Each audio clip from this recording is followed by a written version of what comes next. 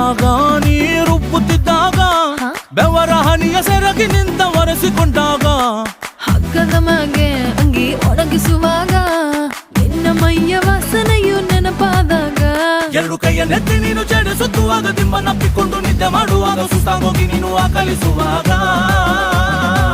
ಬತ್ತವಲ್ಲ feelings ಬಂದು ಬಂದು ಮುಚ್ಚಾಗ್ತಾವೆ